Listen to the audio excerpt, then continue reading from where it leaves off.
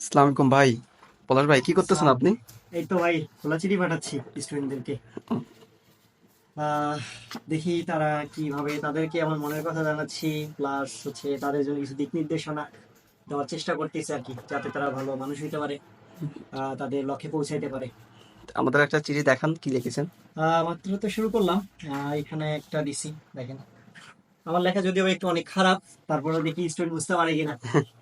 আচ্ছা, এই পাশে আমাদের সাবিত ভাই আছে, উনিও লিখতেছেন।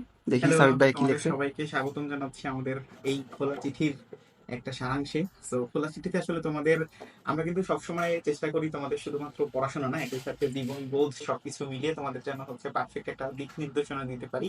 তারই একটা অংশ হিসাবে তোমাদের কাছে খোলা চিঠি যাবে, এবং এই খোলা চিঠির সাথে আমি তোমাদেরকে জানিয়ে রাখি যে তোমরা যখন চান্স পাবে তখন আরো একটা খোলা চিঠি যাবে। সো ওই খোলা চিঠি পাওয়ার মূল মন্ত্রটা কিন্তু এখানে লেখা আছে। তো এই জন্য তোমাদেরকে এই যে সিগনেচার করা, আমার সিগনেচার করতে খুব ভালো লাগে। সো যারা যারা হচ্ছে আমার সিগনেচার পাওয়া, অবশ্যই হচ্ছে আমাকে ট্যাগ করে একটা পোস্ট করে দিবা, ঠিক আছে?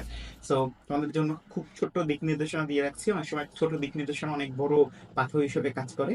সো তোমাদের সাথে দেখা হবে, এখানেই হচ্ছে আমার কথাগুলোর সাথে বিগ ব্রেইনের কথাগুলো একসাথে দেখতে পাবে। ততক্ষণ পর্যন্ত তোমরা হচ্ছে ভর্তি হতে থাকো, ভর্তি হলেই তোমরা হচ্ছে এটার সাথে সাথে পেয়ে যাবে ইনশাল্লাহ। ধন্যবাদ। ধন্যবাদ সবাইকে।